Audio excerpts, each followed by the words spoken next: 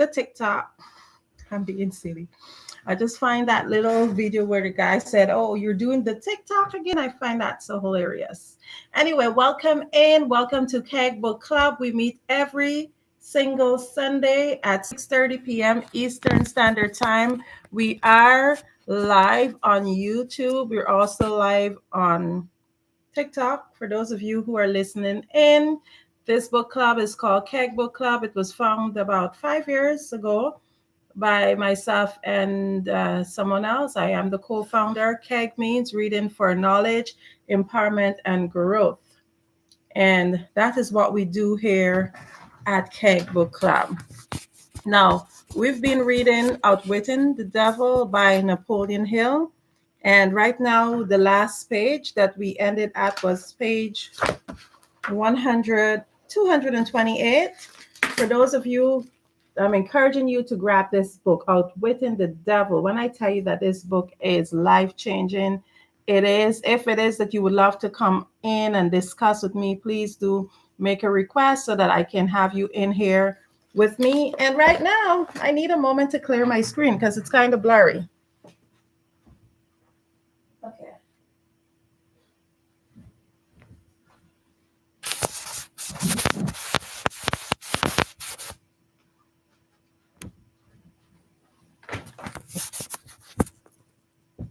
That's it.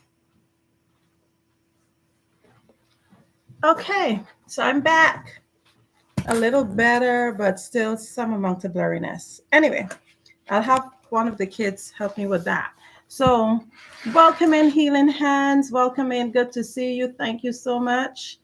Please do like and share my live so that others can know that Keg Book Club really do exist. We've been doing this. This is year 5. Right now, we're reading a book called Outwitting the Devil by Napoleon Hill. And we ended last week at page 228. Just a, hey, honey. So just a little background on the book. This here is Napoleon Hill. He is claiming to have been having a conversation with the devil after experiencing a high stress period in his life, after having to run for his life. Now, some people might be like, how can you be actually having a conversation with the devil?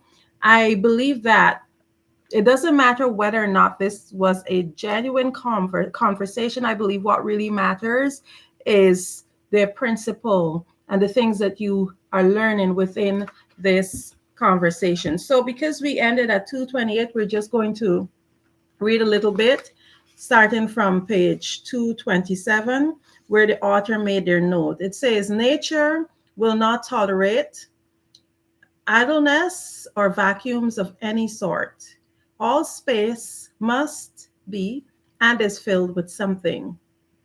Now, if you do want to come up here on the panel and discuss, I would love that. Please just let me know, make that request, and I will have you up here in a moment. All space must be filled and is filled with something.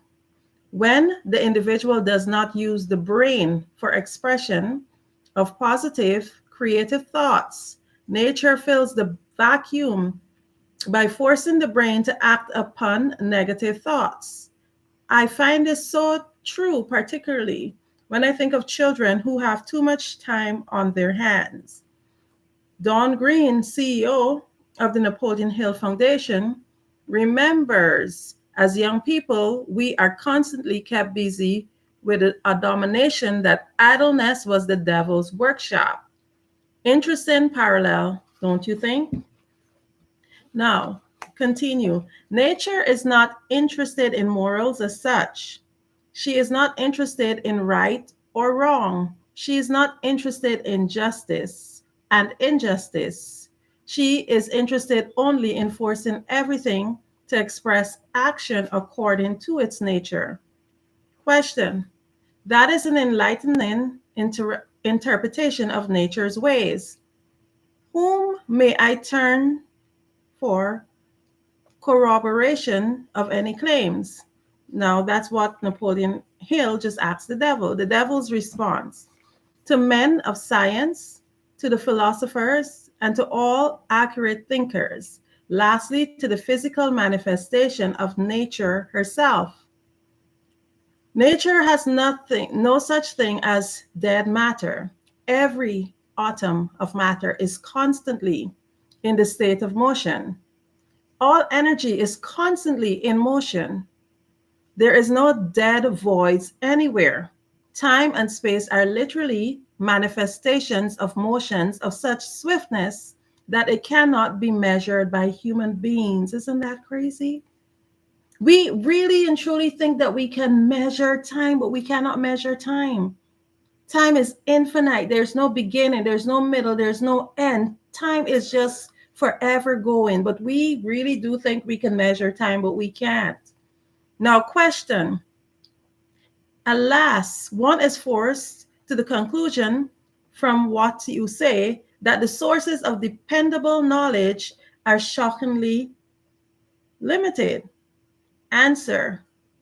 The developed sources of knowledge are limited. Every normal adult human brain is a potential gateway to all knowledge there is throughout the universe.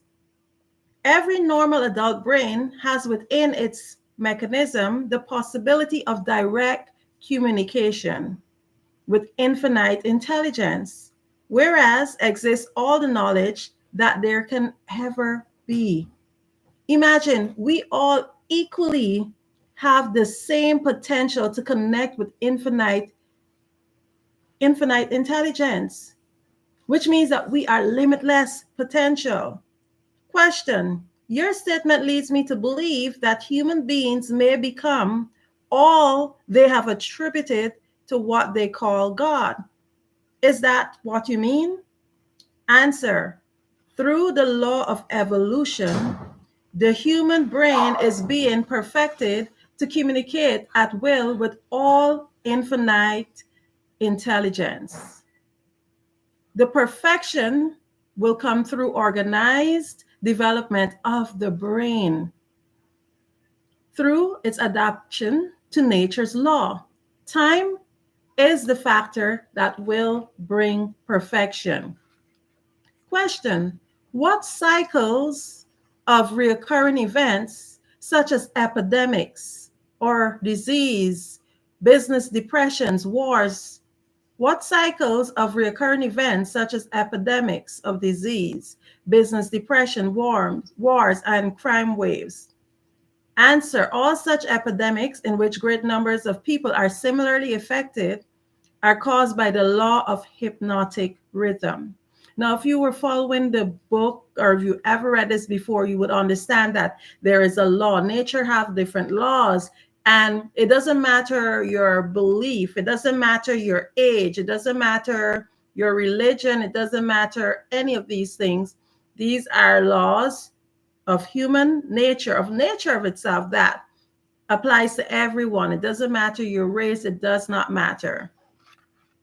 So all such epidemics in which great numbers of people are similarly affected are caused by the law of hypnotic rhythm, through which nature consolidates thoughts of similar nature and causes those thoughts to be expressed through mass action. Isn't that crazy? That we are so powerful that our thoughts combine and causes our realities, even as a group. Question. Then the Great Depression was put into motion because great numbers of people were influenced to release thoughts of fear. Is that correct? Answer. Perfectly. Millions of people were endeavoring to get something for nothing. Now, I just wanted to take a moment to just share about the law. There are lots of people who really and truly are hoping to gain, hoping to really and truly get to that point where they want to get that success without sacrificing anything. But the law of nature does not allow that. We could never get something for nothing. Nothing is ever genuinely free.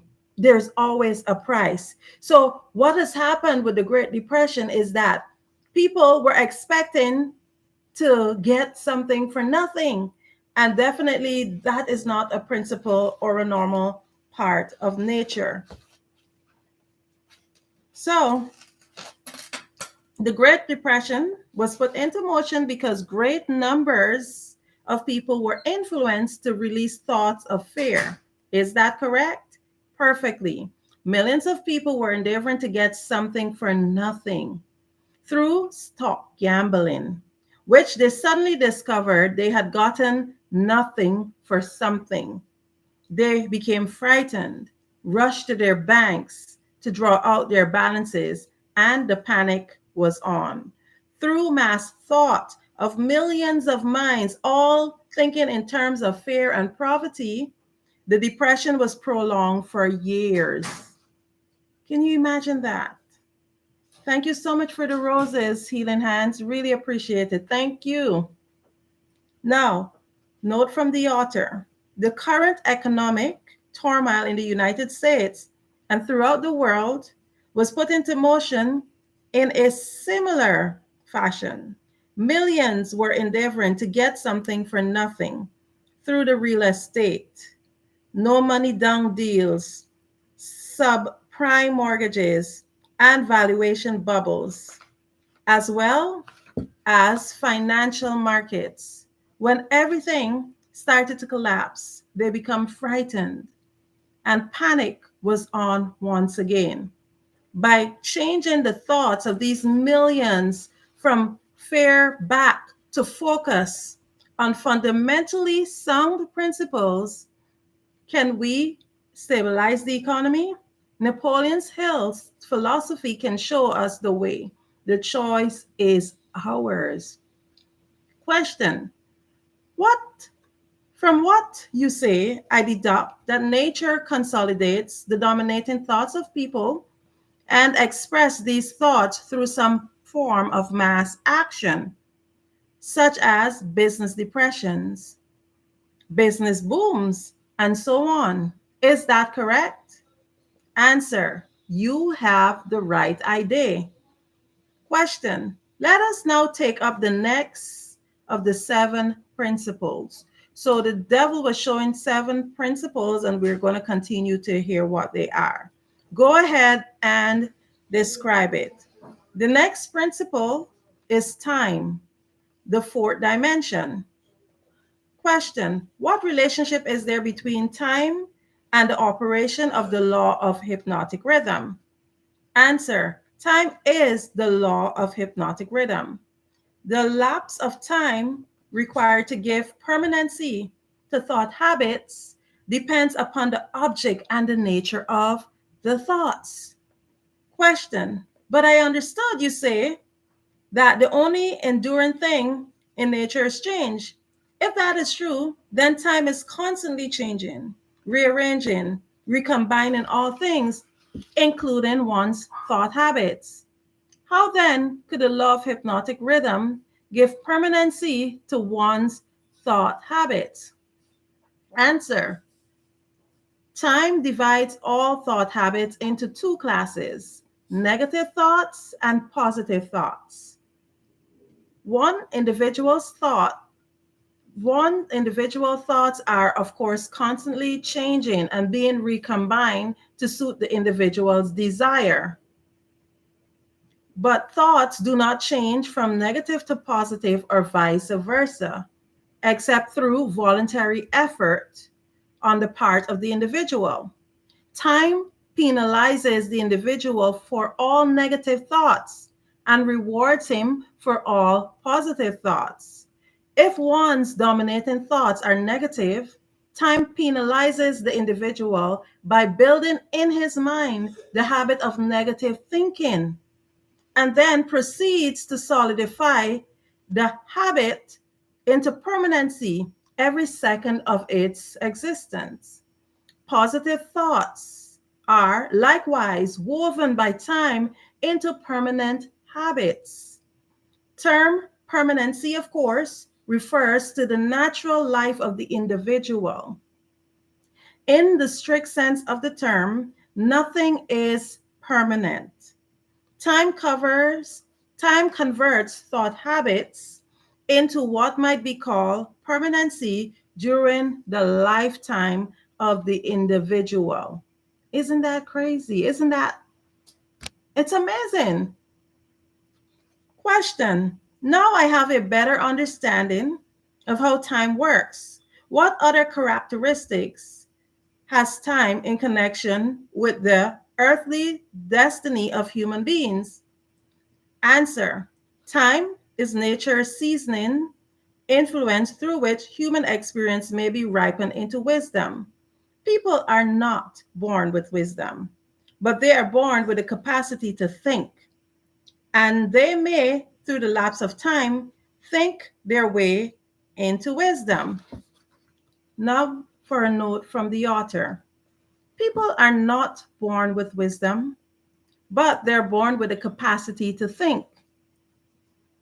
And they may, through the lapse of time, think their way into wisdom. I find this one of the most profound statements in this entire book. By using our ability to think and analyzing our experiences in life, whether success or failures, we can gain wisdom. Can it actually be that simple? Apparently it is. Welcome in, Iron Man. So, question. Do youths ever possess wisdom? Answer. Only in very elementary matters. Wisdom comes only through the lapse of time. It cannot be inherited and it cannot be imparted from one person to the other except through the lapse of time. Question. Does the lapse of time force an individual to acquire wisdom? Welcome in, Tony, and thank you for liking the live. Thank you so much. Does the lapse of time force an individual to acquire wisdom? Answer. No. Wisdom comes only to non drifters who form positive thoughts as a dominating force in their life. Drifters and those who dominate in thoughts are negative never acquire wisdom except of a very elementary nature. Question. What would you say? I infer that time is the friend of a person who trains his mind to follow positive habits and the enemy of the person who drifts into negative thought habits. Is that correct? Answer. That is perfectly true. All people can be classified as drifters and non drifters. Now, I would really love if you've never read this book before that you get hold of it so that you can see, understand the difference between drifters and non drifters, and really and truly assess yourself to see which category you fall into. Thank you, Tony, for the roses. Really do appreciate it. Now, answer. This is precisely true. All people can be classified either as a drifter or non drifter. Drifters are always at the mercy of non drifters, and time makes this relationship permanent. Question. Do you mean that if I drift through life without a definite aim or purpose, so a non drifter is a person who has a definite aim and a definite purpose in life. The non drifter may become my master, and time only serves to give the non drifter a stronger and more permanent grip upon me? Answer. That is true. Now, here's a note from the author. Wisdom comes only to non drifters who form positive thoughts. Again, I'm forced to think about our children. With so much negativity around us due to terrorism and financial strife, what is going to be the long term impact for our children? We must develop our children, we must envelope our children in positive experience in order to generate positive thoughts in their minds. Question. What is wisdom? Answer. Wisdom is the ability to relate to yourself, to relate yourself to nature's law so as to make them serve you. the ability to relate yourself to other people so as to gain harmonious, willing cooperation in helping you to make life yield whatever you demand of it. Can you imagine that power? We do have that power to make life yield whatever it is we we demand of it. So question, then accumulated knowledge is not wisdom? Answer, great heavens, no. I know many times people believe that because they have accumulated so much knowledge, they have these accolades and these degrees that they are wise, but there's a difference between knowledge and wisdom. So accumulated knowledge, is it wisdom? No. If knowledge were wisdom, the achievements of science would not have been converted into implements of destruction. Question, what is needed to convert knowledge into wisdom? Answer, time plus the desire for wisdom. Wisdom is never thrust upon one, it is acquired, if at all, by positive thinking through voluntary effort. Question, is it safe for all people to have knowledge? Answer, it is never safe for anyone to have extensive knowledge without wisdom.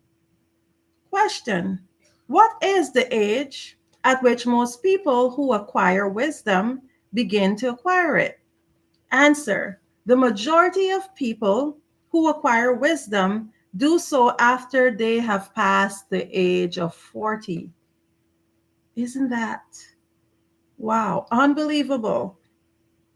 Prior to that time, the majority of people are too busy gathering knowledge and organizing it into plans to spend any effort at seeking wisdom. Question, what circumstance of life is most apt to lead one to acquire wisdom? Answer, adversity and failure.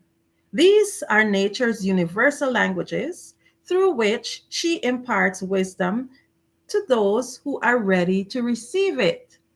Question, do adversity and failure always bring wisdom? Answer, no. Only to those who are ready for wisdom and have voluntarily sought it. And I just want to, if you have any thoughts on whatever I read or you want to come up here and share anything, please do just make the request. I'll bring you on to just discuss this. So, meanwhile, I'll just share because I believe that when I hear this saying that only through experiences we gain wisdom, but we have to want to seek it. It goes back, it makes me remember that statement where it says, a nation who never learns from its past mistake is doomed to repeat them. Because having gone through adversity does not mean necessarily that we learn from our mistakes. How many times people go through stuff, and I'm guilty of it, go through stuff and then you do it again. And then you ask yourself, oh my goodness, how dumb am I? Have I learned? I can think of situations. So I have not gained wisdom until I'm ready to shift my mind and seek it. Now let's continue to read. Question. So now for those of you who've never, because I didn't learn from the lesson. Yeah, and then sometimes some lessons are so hard. We should have just learned from it. Now, question. What determines one's readiness to receive wisdom? Answer, time and nature of one's thought habits. Question, is newly acquired knowledge the same as time tested knowledge? Answer, no. Knowledge tested through the lapse of time is always superior to that which have been newly acquired. Time gives to knowledge definiteness in both quality and quantity and dependability. One never can be sure of knowledge that has not been tested. Question, What is dependable knowledge? It is knowledge which harmonizes with nature's law, with natural law, which means that it is based upon positive thought. Question: does time modify and alter the values of knowledge? Answer: yes. Time modifies and alters all values, which which is a accurate knowledge today may become null and void tomorrow because of time's rearrangements of facts, of values. Time modifies all human relationships for better or for worse, dependent upon the policy through which people relate themselves to one another. Ray's World, welcome in. How are you? Now, in the realm of thought, there is a time when it is proper to sow the seeds of thought, and there is a proper time to reap the harvest of those thoughts. The same as there is a time to sow and a time to reap from the soil of the earth. Without the proper measurement of time between the sowing and the reaping, nature modifies or withholds the reward of the sowing. Wow. Now, question. Go ahead now and describe the last two of the seven principles. The next principle is harmony. Throughout nature, one may find evidence that all natural laws move in an orderly manner. Through the law of harmony, through the operation of this law, nature forces everything within the range of a given environment to become harmoniously related. Understand this truth, and you will catch a new and more intriguing vision of the power of environment. You will understand why association with negative minds is fatal to those seeking self determination. Question. Question. Do you mean that nature voluntarily forces human beings to harmonize with the influences of their environment? And I believe that this here, just in even thinking about this question, it is so true because we are told that you are the sum of the five people you hang out with most. So let's see what the devil have to say about this. Do you mean that nature voluntarily forces human beings to harmonize with the influences of their environment? Answer: yes, that is true. The law of hypnotic rhythm forces every living thing the dominating influences of the environment with which it exists. Welcome in, Design to Inspire. Welcome in. Please, if you do want to come in and chat, just let me know. Let me know. In fact, let me give you an invite. We're reading Outwitting the Devil, and right now it's a conversation between Napoleon Hill and the devil. I know for some of you may be saying, hey, how can he speak to the devil? No one can really speak to the devil, but I just want you to have an open mind, be ready to receive the information and not just the principle. Ray's World, thank you so much. I appreciate the heart me. Thank you so much.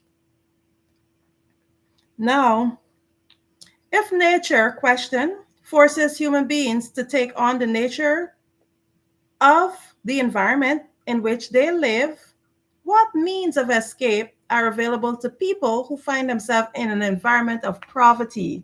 Oh my goodness, listen to this. If nature forces human beings to take on the nature of the environment in which they live, what means of escape are available to people who find themselves in an environment of poverty and failure but desire no escape? Answer: they must change their environment or remain poverty stricken. Yes, yes. Thank you so much. Yes, I'm the one who's been in your rooms, and thank you so much for everything that you've shared. I'm fairly new to TikTok and I've been taking in all the information that you're giving me, and I really do appreciate you. Please do continue your good work. Thank you so much.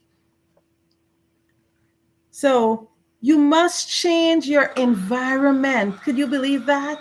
If you do not change your environment, you will remain the same. And that's why that saying where they say you become the sum of the five people that you hang out with the most is so true. So you must change your environment or remain poverty stricken, because it also means that we have to change our mindset. We we actually, when it comes to our mindset, it has been shown that when we are among people, we begin to transfer thoughts. Yes, we must change our environment, very important. And those people that you're around the most, you find it's been proven by studies, we start to actually think like they think, exchange thoughts. You find that when you're around someone a lot, sometimes go like, oh, you said what I was just about to say. Designed by Inspire, designed to inspire. Any thoughts, anything you want to share on what's being read so far? So for those of you listening in, book club is every Sunday at 6:30 p.m. Eastern Standard Time. We're reading the book Outwitting the Devil by Napoleon Hill. We're almost done. The next book that we're going to be reading, likely it's going to be Her Story, or we likely might read Worthy by Jamie, either one of them. No, I was just able to join, but I got the gist of what was being shared about you surrounding yourself with people, and if you're not careful, well, in some cases it depends on whom you're surrounding yourself by. You would need to be careful, because if you're surrounding yourself with the wrong type of personalities, then you have to be very careful, because you're spending time with those persons, and automatically you will begin to think like them, behave like the things. You synchronize. Synchronize is the word that I want to use. You synchronize. So, Yes. and many of us are not that strong to separate, ourselves from those who we're spending most of our time with. And that is why there's truth to the saying, your friends, your close friends, those persons whom you're surrounded by, is a reflection of who you are. Very true. Very, very true. Wow. It's amazing. I believe that there are certain principles, they always remain the same. And if we understand those principles, we be able to become the best version of ourselves every day and every time. Right. And if when my dad is not one of the greatest, yes, but to me he is one of the best. And I remember when I was in high school, and very brilliant, but because I knew I had the brain, I didn't spend time studying. Even today's date, I'm not the type of person who will be studying for an exam that is coming a month. I will study for the exam a day before, the night before, and I'm going to pass the exam. But I remember when I was doing well, and he said to me, "Look at the friends that you keep." I was in second form. He said, "Look at the friends that you're keeping, and this will help you too. It's not just about studying, which I wasn't. It's about understanding what you're studying, but look at the time that you're spending, where you're spending it, who you're spending it with, what you're doing." And I never forget that. And throughout high school, college, university, I am always competing with the person who is grading the highest. Always, to the point where I found myself competing with myself. And when you surround yourself, you see, if you want to become a public speaker, a good public speaker, you cannot be surrounding yourself with persons who lack confidence. You cannot be surrounding yourselves with persons who are not able to speak or afraid to speak. You cannot be surrounding yourselves with people who will, when they enter a room, they will sit at the back. You have to surround yourselves with people who are already speakers, who are already doing it, who are filled with confidence, because trust and believe that that kind of of presence will also become your reality. It's true. It is true. Don't Oh want to take over yes. your show, just wanted to add. Thank Oh you no, for allowing me to speak.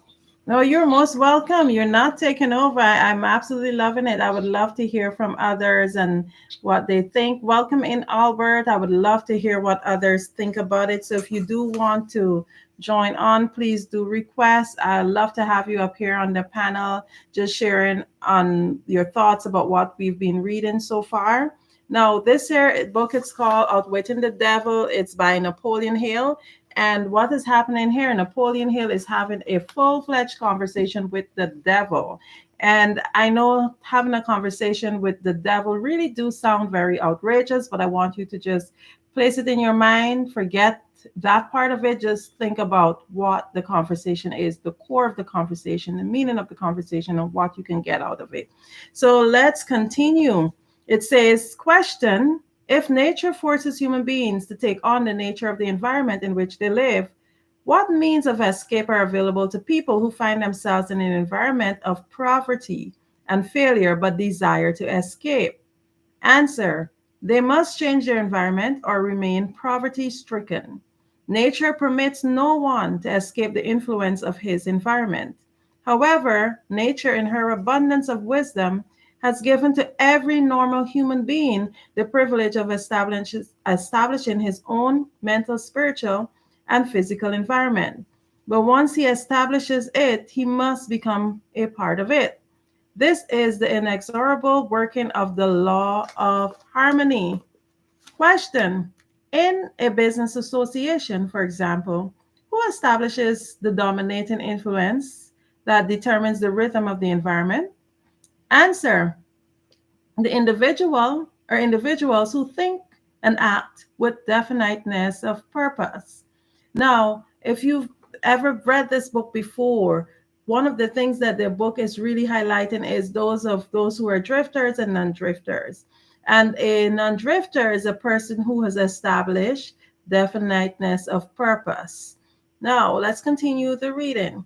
Question: it is as simple as that? Answer: yes. Definiteness of purpose is the starting point from which an individual may establish his own environment. Question: I do not seem to follow your reasoning. The entire world is torn with warfare and business depressions from other forms of strife with which represent about everything except harmony. Nature does not seem to be forcing people to harmonize with one another. How do you explain this inconsistency? Welcome in, Kenya. Welcome in. Answer: there is no inconsistency. The dominating influences of the world are, as you say, negative. Very well, nature is forcing human beings to harmonize with the dominating influences of the world environment. Manifestations of harmony may be either positive or negative. For example, a group of men in prison may, and they generally do, think of an act in a negative manner. But nature sees to it that the dominating influence of the prison is impressed upon every individual upon it. A group of poverty stricken people in a tenement house may fight among themselves and apparently resist all forms of harmony. But nature forces each of them to become a part of the dominating influence of the house in which they live. Harmony, in the sense it is here used, means that nature relates everything throughout the universe to every other thing of a similar nature. Negative influences are forced into association with one another, no matter where they may be. Positive influences are just as definitely forced into association with one another. Oh my goodness. I just really had a download because when I really reflect on my life, when you think about it, you notice, have you ever noticed? Drop a one in the chat if you've ever noticed that the same type of people tend to really and truly collaborate with each other. You cannot get somebody with a negative mindset to come and collaborate with you in your positive corner because they would always form disintegration. They don't create, they always having some kind of a discord. So it is a law of nature. Wow, quite amazing. Question. I'm beginning to see why successful business leaders are so careful in the choice of their business associates. Men who succeed in any calling usually establish their own environment by surrounding themselves with people who think and act in terms of success. Is that the idea? Answer. That is the idea exactly. Observe with profit that one thing all successful men insist upon is harmony among their business associate. Another trait of successful people is that they move with definiteness of purpose and insist upon their associates in doing the same. Understand these two truths, and you will understand the major difference between a Henry Ford and a day laborer. That is so profound. So let's read the note from the author. It says, as in Hill's day, there seems to be little harmony in our world today. When you think of the current economy, the natural disasters, the military conflicts, the human devastation from disease and hunger, does harmony seem even attainable? Hill would say yes, even in the face of the horrible conditions of his time. While you and I may not be in control of harmony in our world, we can create harmony in our homes. So, the principle of harmony is a benefit to us when we surround ourselves with other successful people. Think of the people you work with. Are they supporting you or are they holding you back? And this is such an intense thing to think about. Those around you, are they for you? Now let's continue to read. If you do have any questions or any statements, please feel free. Now, question. Now tell me about the last seven principles, the last of the seven principle. Answer. The last principle is caution. Next to the habit of drifting is the most dangerous human trait, which is the lack of caution, which I personally call prudence. People drift into all sorts of hazardous circumstances because they do not exercise caution by planning the moves they make. The drifter always moves without exercising caution. He acts first and then thinks later. Hiya, pleaser, welcome in. He acts first and then thinks later, if at all. He does not choose his friends. He drifts along and allows people to attach themselves to him on their own terms. Isn't that crazy? Do we do that? He does not choose an occupation. He drifts through school and is glad to get the first job that will give him food and clothing. He invites people to cheat him at a trade by neglecting to inform himself of the rules of the trade. He invites illness by neglecting to inform himself of the values of sound health. He invites poverty by neglecting to protect himself against the environmental influences of the poverty stricken. He invites failure at every step he takes by neglecting to exercise the caution to observe what causes people to fail.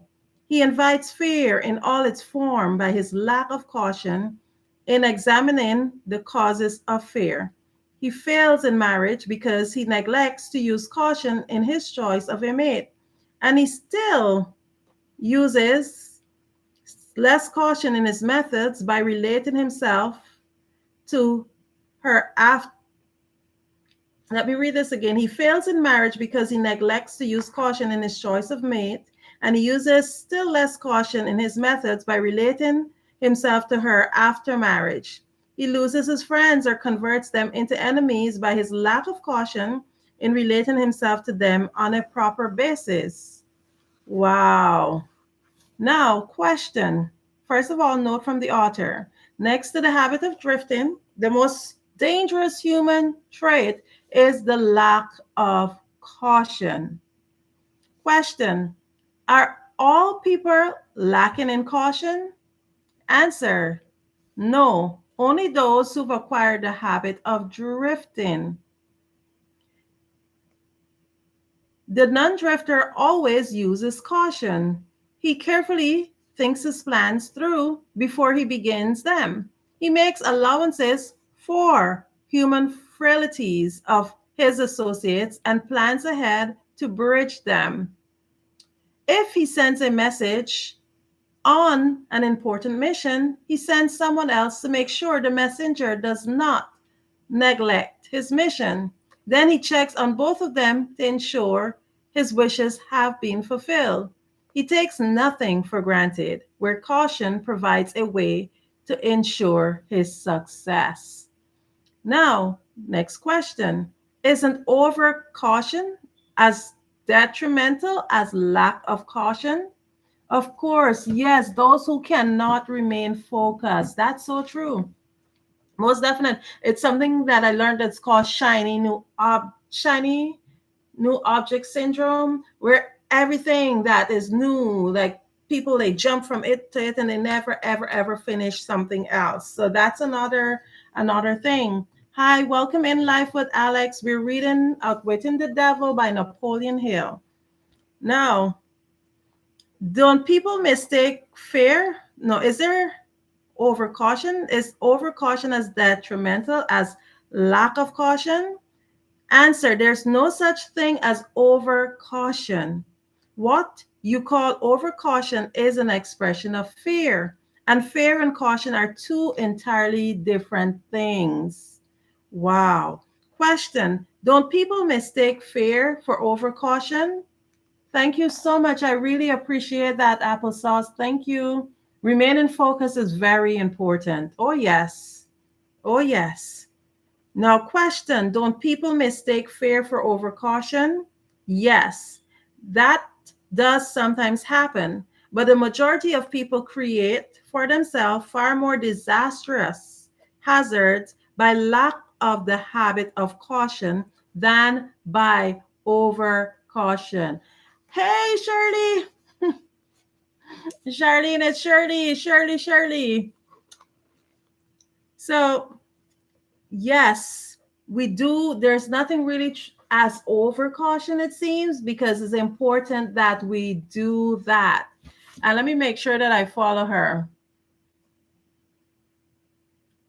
Yes.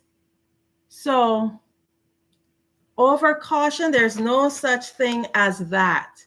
Now, question, in what way may caution be used as an advantage? Answer, in the selection of one's associates and one's method of relating oneself to associates. The reason for this is obvious. One associates constitute the most important part of the environment, and the environmental influences determine whether one's form the habit of drifting or becomes a non-drifter.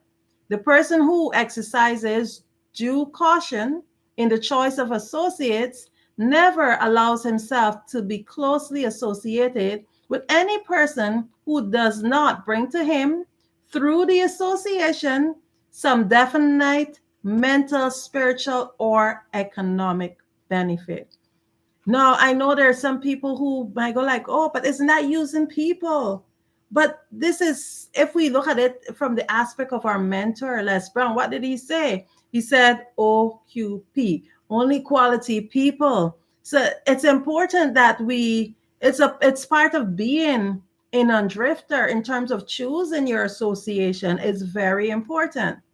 Now, question, Isn't that method of choosing associates selfish? And answer, it is sensible and leads to self-determination. It is the desire of every normal person to find material success and happiness. Nothing contributes more to one's success and happiness than carefully chosen associates. Caution in the selection of associates become therefore the duty of every person who wishes to become happy and successful. The drifter allows his closest associates to attach themselves to him on their own terms. The non drifter carefully selects his associates and allows no one to become closely associated with him unless that person contributes some form of helpful influence or bestows some definite benefit. Isn't that crazy? But it makes sense. It's like I remember I used to listen to this lady, Coach Stormy. She used to be like, every person in your life, what do you do? What do you do? You actually have to assess them. Are they adding to you or are they multiplying to you? And if they're not doing that, it means they're either taking away or subtracting from you, or they're dividing you, which means that guess what? That person is not an asset to you. And if that is happening, you don't want them in your life. If somebody's taken away from who you are, maybe bringing you out of character, or they're dividing, which means that they're a taker. They're taking, but they're never giving. Now I have designed to inspire. Can you just share your thoughts on what we've read so far? Welcome in, Tony.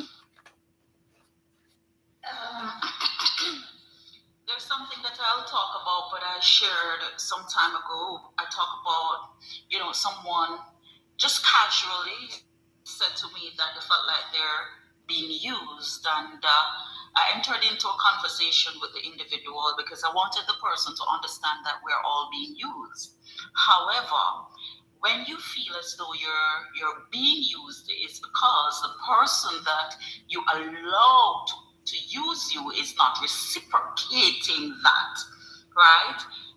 Think about this. We have our friends and our friends are around us and we say we love our friends. Yes, we do, but why do you love your friend?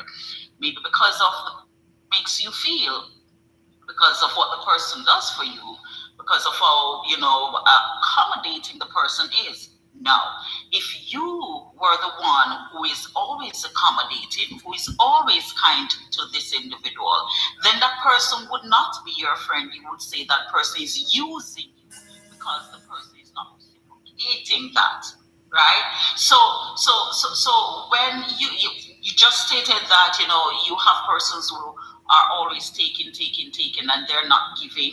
When you are entering into that type of relationship where you have an individual who is always taking and never giving, they want to take your ideas to help them to become better.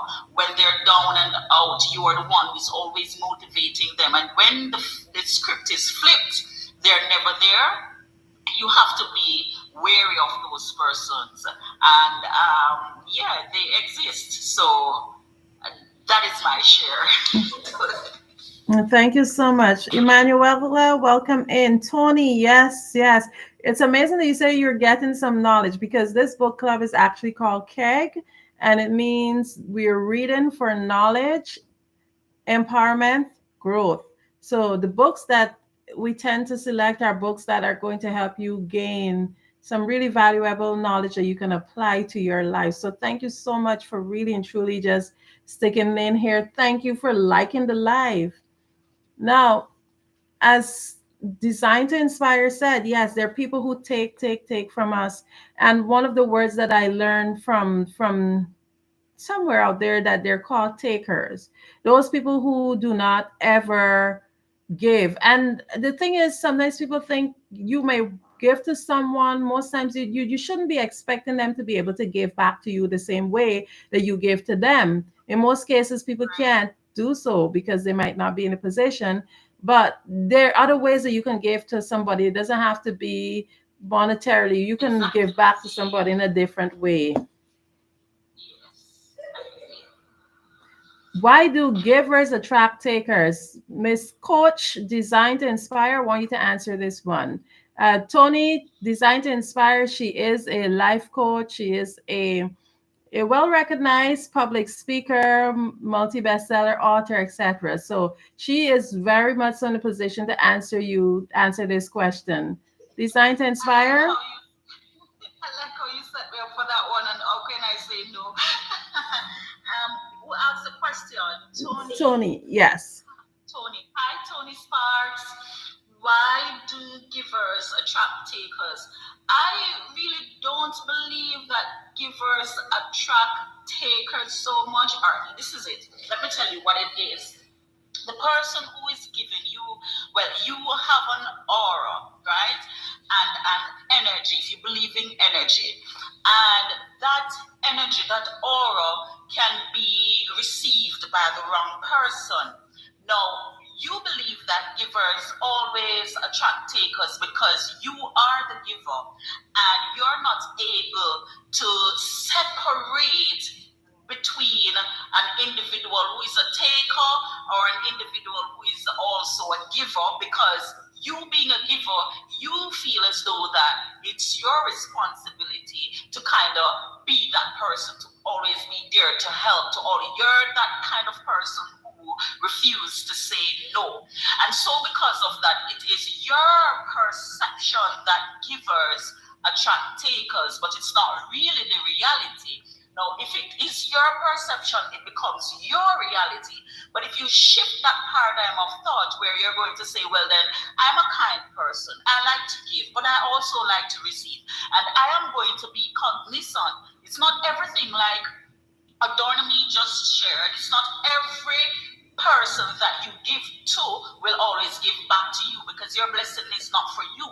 But you have to be aware that, okay, I'm a giver and I'm always going to be kind, but I'm always also going to look at my environment, who I'm giving, to ensure that when I'm ready to take, there is someone there to give, right? So givers really don't attract takers, because if you follow the law of attraction, well, you attract who you are, but it's because of the fact that you are always giving. You're not relaxing, taking that moment to really look at your environment, look at what you're doing, understand when to say no, so that you can also become a taker at one point in your life.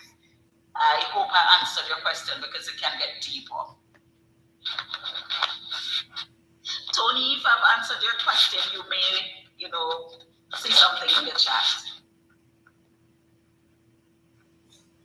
He said, "Very good answer." Yes, I really love that perception, Design to Inspire. It definitely was deep.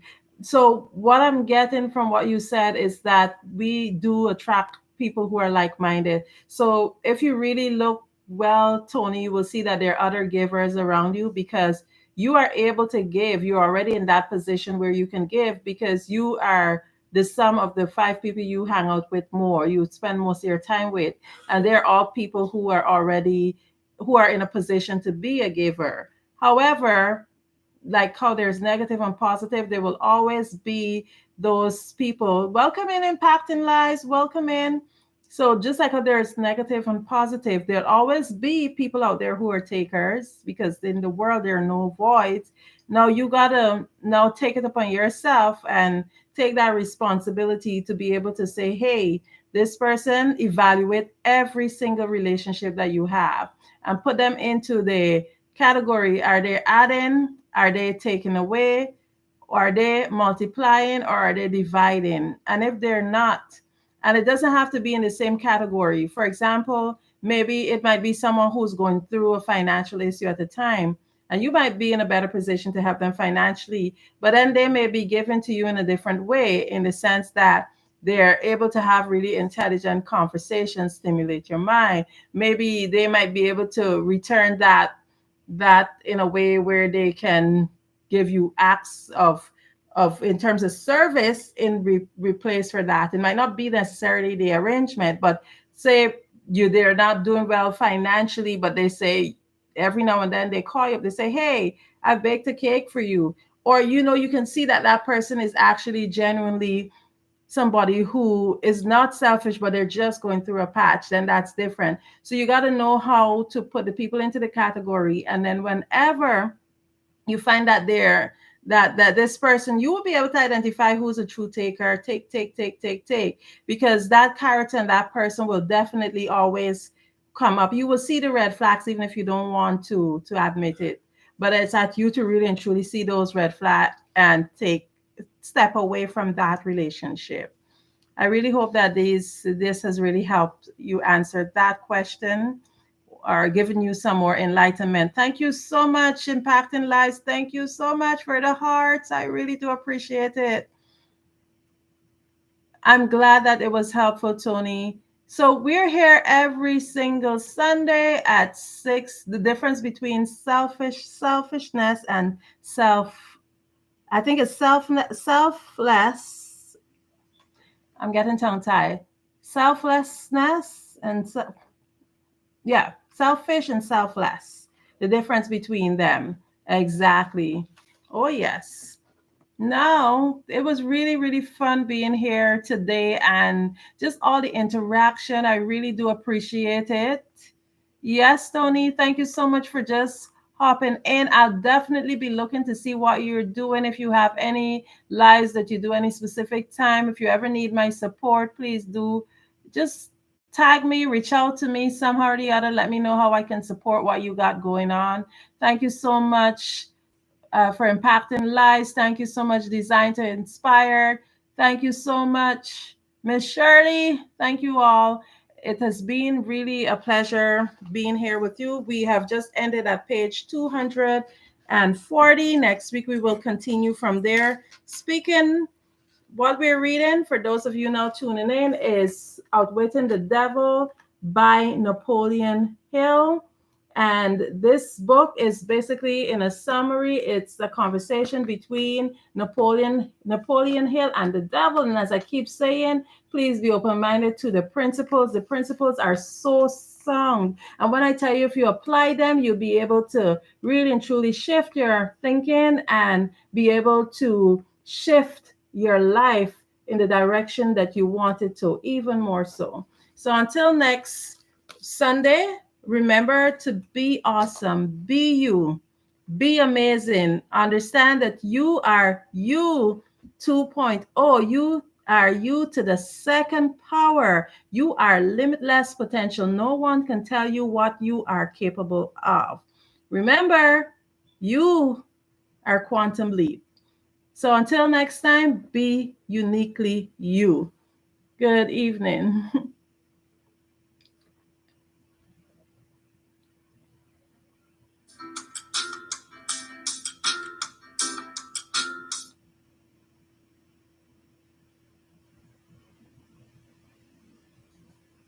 Asia,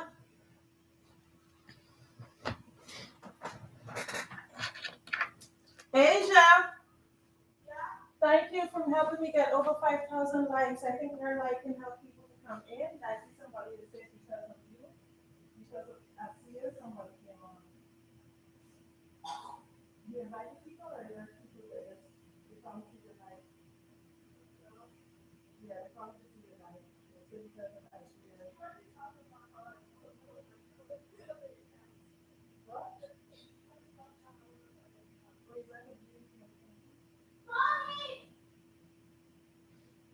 Thank you. How much light on you? I got 67 cents for that light.